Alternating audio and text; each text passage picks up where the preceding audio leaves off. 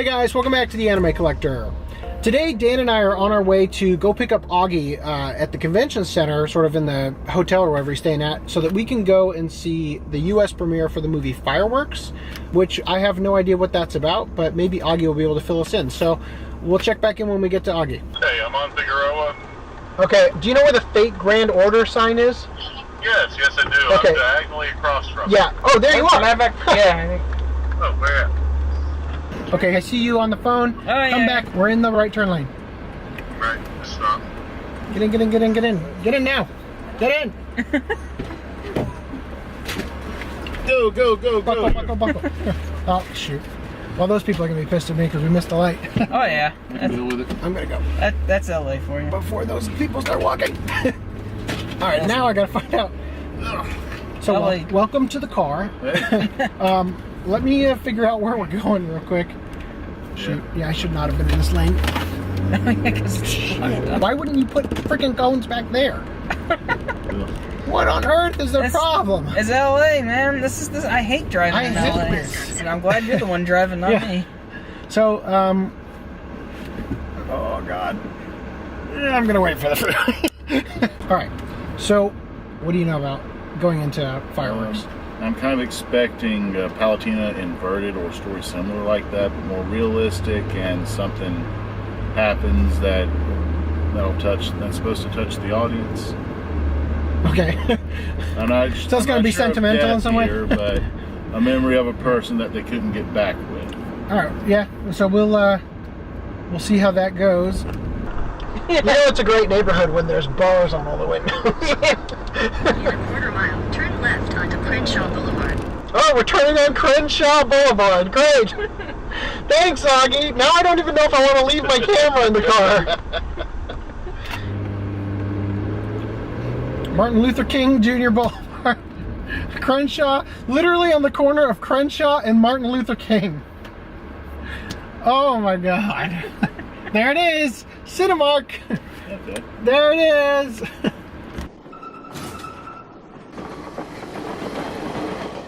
Ugh.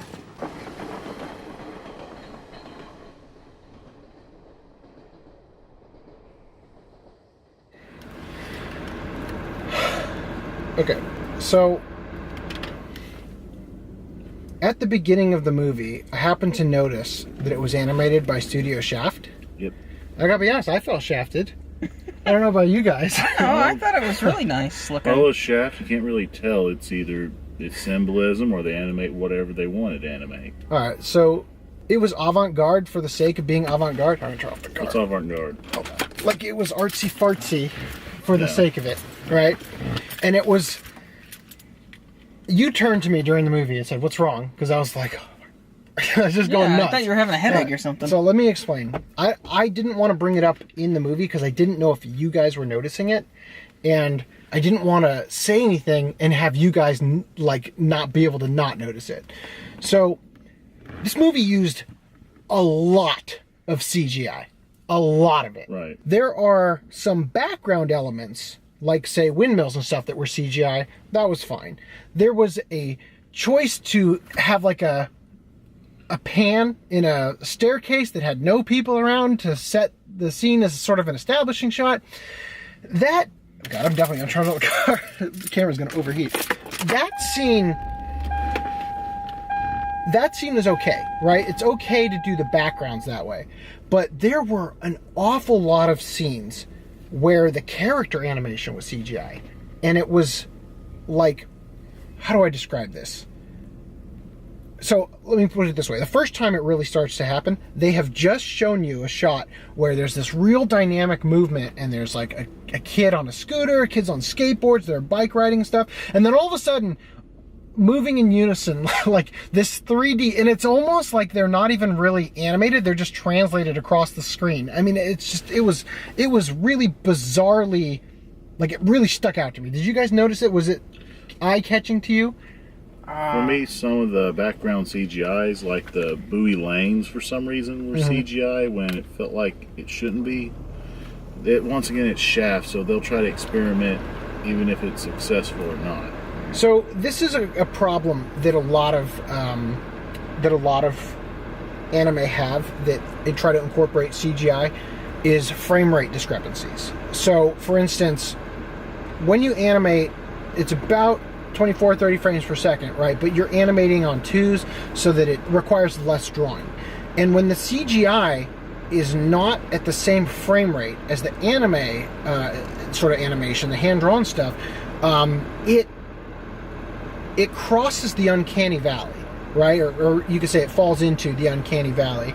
So there's a lot of stuff that, and again, it's like they were being avant-garde just for the sake of being avant-garde, and they were also, it's like have you ever seen a Hollywood movie where you could tell that they made the movie just because they really thought they could win an effects award, and they probably didn't, you know? But like they just, like, the story suffers, everything suffers just because they wanted to throw their budget at an effects shot, and they thought, we're definitely going to win an award, you know? So, for example, there was a lot of effects with water. There's her holding the hose and whatnot, and that's an example, I think, of stuff that was probably animated at like 24 to 30 frames per second, while the character itself is not, right? And it crosses the uncanny valley because it's using real fluid simulation and whatnot, right? Now, with that said, and there were a lot of shots in the pool that looked really bad until they were swimming in a race. And then all of a sudden, a lot of the stuff looked really phenomenally good for that one part, you know? And then it was bad again, you know? So, as a VFX artist, like that, I noticed that right away, and it was just enormously distracting, right? So there's that. Now the story. So, as an adult with 2 kids, I look at this very differently than if I were the age that these characters were. And I don't really know what age they were. We were guessing maybe 14. In a couple of the shots, the kid looked like he was about 5. So, the main character. But here's the thing. So, as an adult, I'm watching this unfold. And basically, we learned that the girl's mother was moving on to her 3rd husband. She cheated on her 1st husband with a guy, and that's how she got pregnant with the girl, right? And then we learned that the girl is definitely her mother's daughter and is also completely irresponsible and insane. And I'm sitting there going like, kid, you got your whole life ahead of you. Don't follow this girl. This is a train wreck. This is an absolute freaking train wreck waiting to happen, you know? The character was so incredibly dumb. They were literally arguing over whether or not fireworks were flat or round. For that argument, it's supposed to show their age. Yeah, they were kids. I mean, they were young, Okay, early teenagers. if you're 8, maybe I'll give you a pass there. If you're 14, like, the girl's like, do I look like 16? Could I pass? I could get a job. I could work at a bar because I look like I'm 16 if I put lipstick on, right? And it just, I just sitting there like, this is the worst train wreck. What's that movie? I think it's the Graduate. At the end of the movie, it's like the character runs away with the bride, right? And they get on the bus, and then the camera hangs on that shot for a long time as they realize, holy shit, what have we just done? It's like we're laughing. And then the reality of the situation is coming in, and the audience is meant to take in, like, yeah, this was not a smart decision. Being so impulsive is not a good thing, you know. But like I said, they pointed out. I don't know about the movie you're talking about. Let me clarify real quick. Like I said, if I had been that age, maybe I would have fallen in love with the characters and thought, like, you know, that whole rebellion and whatnot they're doing against their family and everything. Maybe I would have given it a pass when I was much younger. But as an adult, oh my god. Like, I just look at the train wreck ahead of these young kids. And they're living in a world that they control by throwing a magic orb that's never explained. And just all of a sudden, they're having this fantasy where they're on a flying chariot. And just like, oh my god. The whole thing was so... you know, for the sake of, hey, we could do this with 3D stuff. And it's just like, but why? Why are you doing this? There's no reason to do this. Yeah, they needed to have a musical number.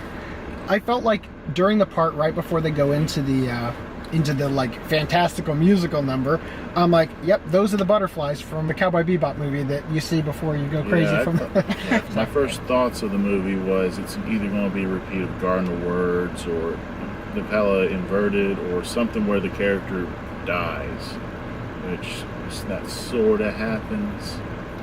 When they first introduced the main female, I thought she was going to be the girl that he met that summer, that kind of trope. Because all that was missing was the sun hat and the sundress. Well, I'll say this. The one thing that guy should take away from all the sort of time travel-y stuff he did is that all of his friends are lying to him. Yeah. They're all lying to him. It's like, yeah, no, they're definitely around. You're just dumb. I thought you knew that. It's like, dude, they're flat. Look. Like, it's just like, they were all lying to him. The girl's like, oh, I never would have asked him. It's like, I watched you ask him.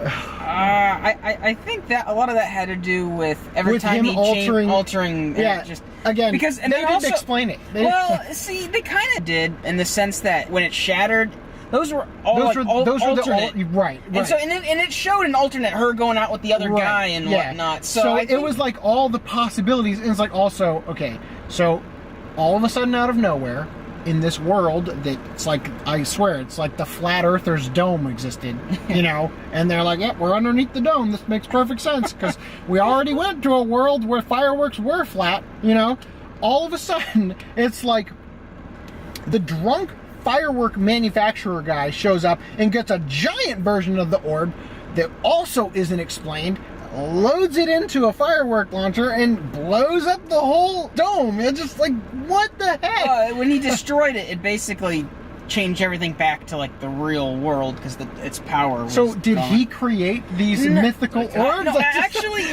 it never really explained. Although there is one thing, I thought the movie was going to take a bit of more of a sinister direction because when she was talking about, well, first of all, I thought the twist was going to be that the whole time that at the beginning of the movie was the second world, and what had happened is she had drowned at the pool because when it showed at the beginning when he was like trying to grab her at the beginning, and it looked like, and she was in the swimsuit. Yeah. So that's why.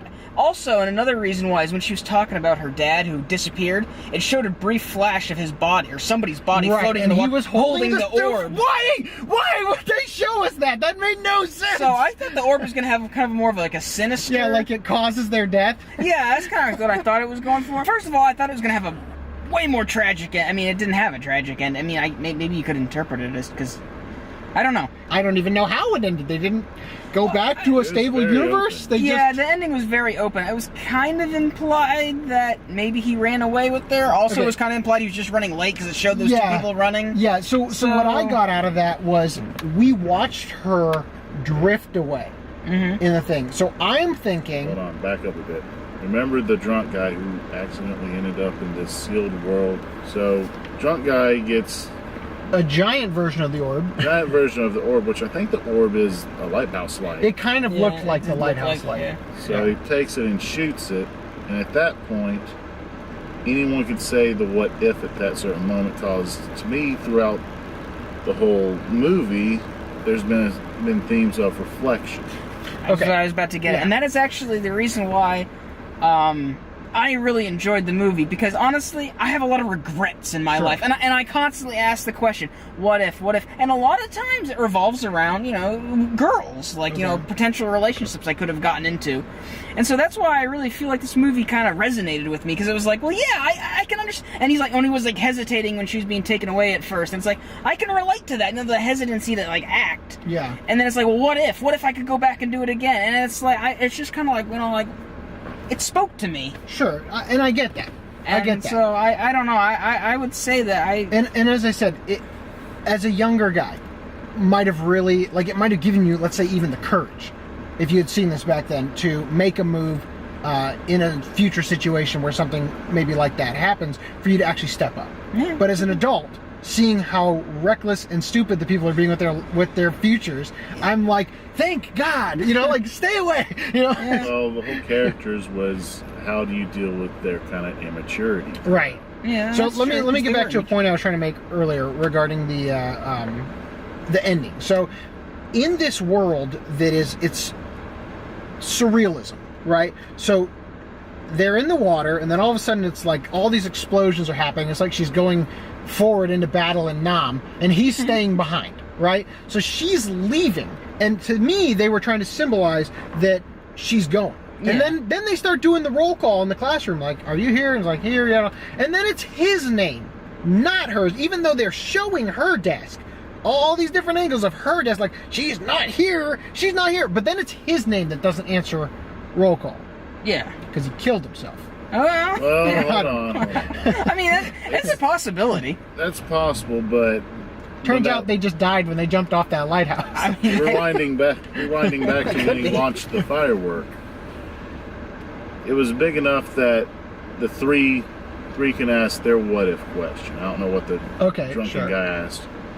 And she wished to leave that world that he wants to seclude himself in. So either he died, he's stuck in that world, or this is just a big go by the light novel.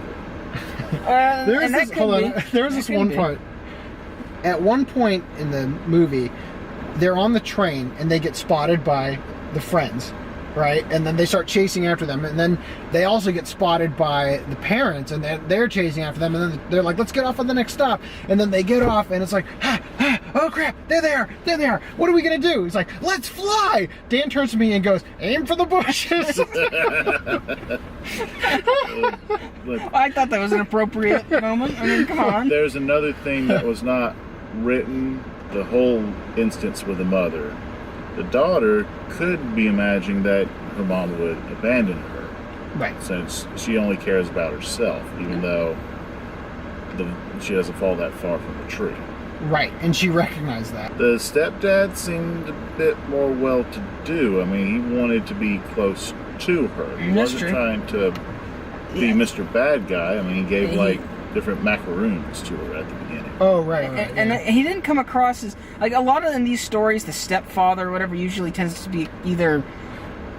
Well, I shouldn't say usually, but a lot of times they come off as, like, abusive, or they're usually he depicted did punch as that kid. He did, but... He did punch the main He character. didn't seem abusive towards her. And then to your point as the girl, I mean, she even pointed out several times that she knew that it wasn't going to last. Yeah. I mean, she recognized that it was foolish. That, and if she didn't want to move, that's another bigger point of the movie. So There's no communication to the daughter at all. It's the mom wanting to do what she wants. And here's the thing. Property. Okay, we've used the orb a couple times. We've seen it has some tremendous power. What if my mom wasn't a bitch? And that's true. There's so much opportunity, and these kids have like a single brain cell, just one. Well, a lot, because they were reacting a lot of it, and I think it kind of goes to show like their age and the maturity levels. They weren't really thinking far into the future. They were just, well, what if what just happened hadn't happened? What if 8-year-olds had the hormones of teenagers? What if? That's basically what happened. Okay, these kids were idiots. Often young teenagers are. How come she didn't wish for her dad to come back? There you go. Yeah, there you go. A huge plot and point. Also, I reiterate what King happened to her dad. Why did he have the orb? Was it his last wish for his daughter, and she just happened to find it the day that all this happened? I mean, what was that shot all about? No, you whispered something to me, and I'm kind of still buying that, even though it is Shaft. So I think you're kind of cheating there with it. You speculated to me that she's a witch. Oh no, I was joking that from his perspective. At that point in the movie, it's like, you're getting in way over your head. She's a witch. Get out of there.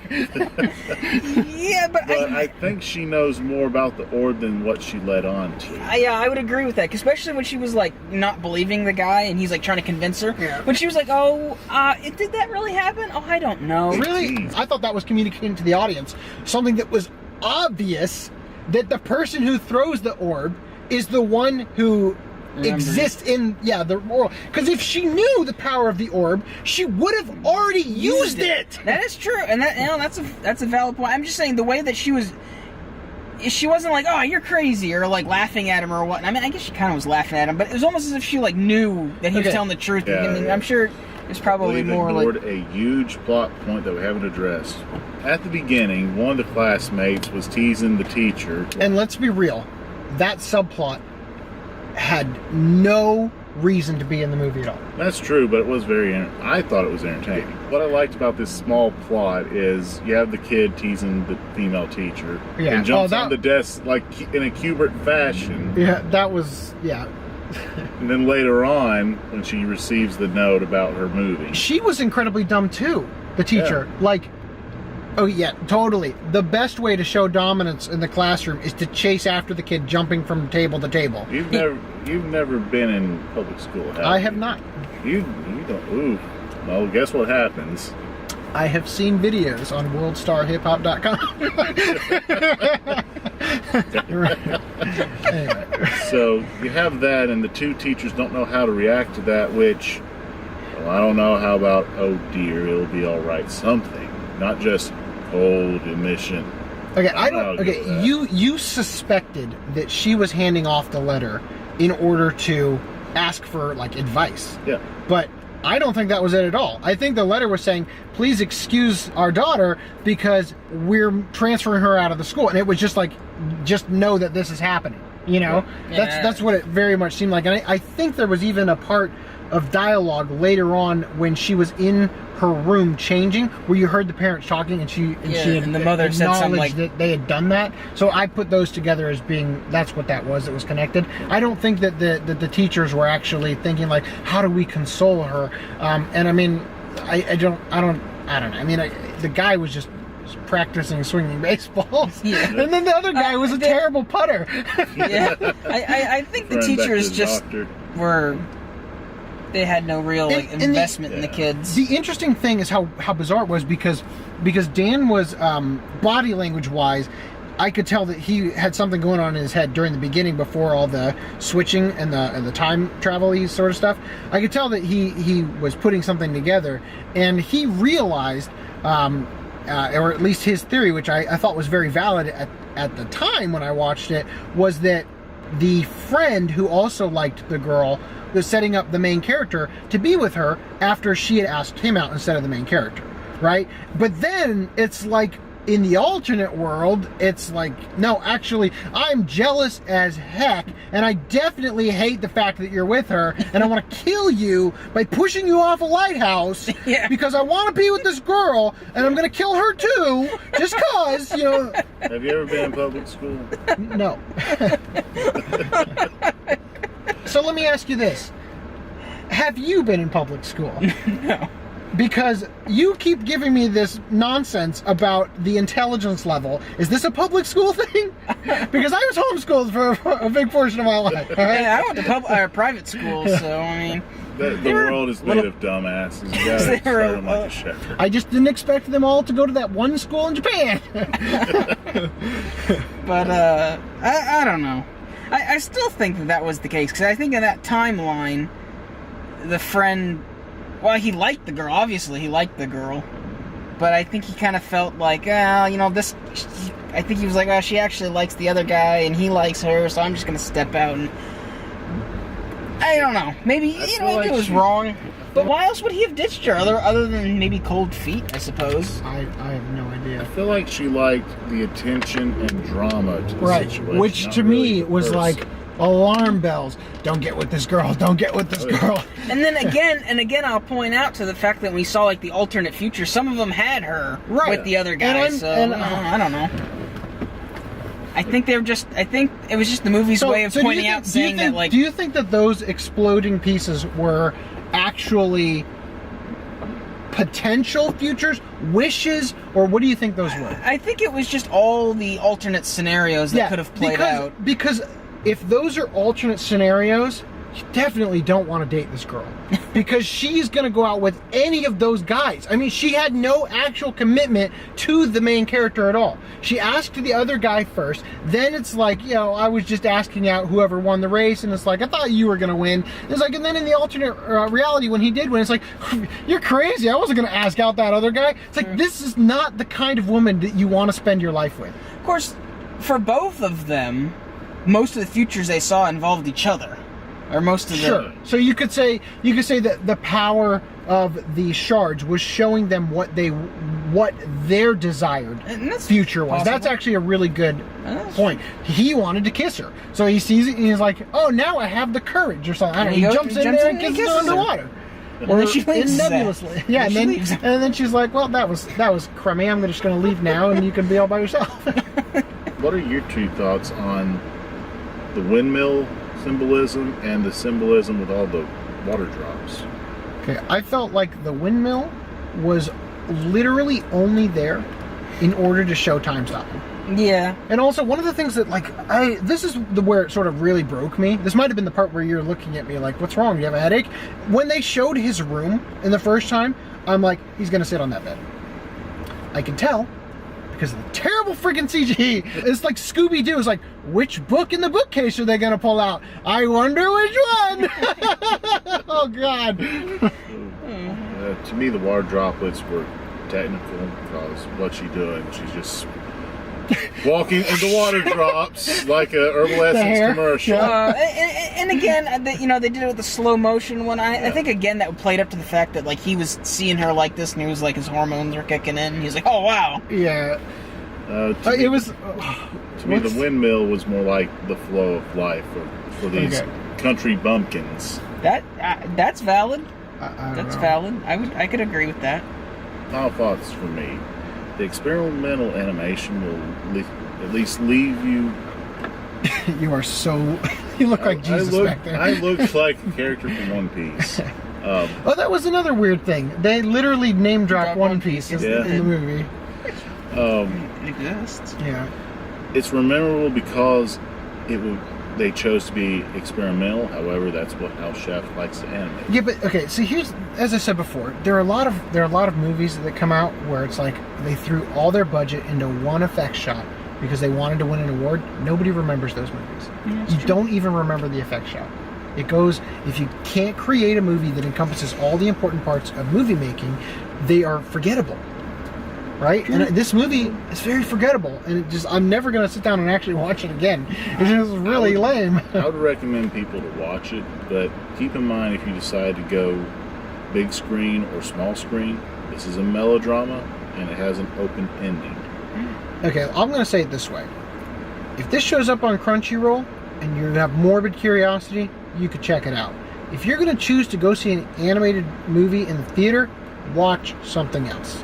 I don't know. My thoughts, I actually enjoyed it. And again, I think a lot of the reasons I enjoyed it was from a more of a personal... Right, it connected with me on a more personal level. And I think possibly if someone has similar thoughts and regrets, they would like the movie. I love how we always do this at the end after we didn't say no spoiler, or spoilers and whatnot, because it's like by the time they got to this part, they definitely already saw it. So well, yeah, I would think. Oh, what if? Yeah. But yeah, I enjoyed it. Again, probably because it hit me on a more personal level. The story, I mean, really was it was kind of a standard melodramatic story with kind of sci-fi fantasy elements. I don't know. I liked it. I will probably buy it if it comes out. Will I watch it again? Maybe one day, but yeah. So 2 out of 3. I wouldn't. I'm going to buy it because my collection sort of rules entitle me to have to do that. But I would much rather watch Your Name again than see this once. Well, because of Your Name, that's why this movie got publicity. Right. And does it not hold up to that mantle at all? Like, not even a little bit. So, anyway, are we done? Is there any more thoughts? Another similar would kind of be Garden of Words in Palatina and Verde, but lesser standard. But Garden of Words does a great job with the storytelling aspect. Great job getting you to like the characters. It's like, that is so much more relatable with the characters. Did you watch it all the way through the credits? Yes. But I'm just saying, the ending to Garden of Words is it cuts off, for sure. That's what all of Shinkai's work did before Your Name. All of them. They're all like that. But still, leading up to that point, Garden of Words, in spite of the cutoff there, is still way better than this movie, which had that same freaking cutoff, but with way more open-ended stuff. Anyway, not to mention, Your Name is sort of a sequel to Garden of Words, because the teacher ends up in that movie. But anyway. Calling it in. All right, Jesus. Thank you guys for watching. Please like, subscribe. Yeah. I hope you like this video. Go to face group. I hope you like this video more than I liked the movie. Catch you later. I haven't bought tickets yet, but I really don't think we're gonna have trouble. Probably not. Because it's, I mean, have you ever heard of Fireworks, the movie? Yeah, seriously. I would imagine it's going to be about a girl trying to buy fireworks. I have no idea, but Maybe it has nothing to do with fireworks. Maybe the fireworks are a metaphor for something. yeah, maybe the fireworks are a hot fling. Yeah, maybe it's a hentai. Could be.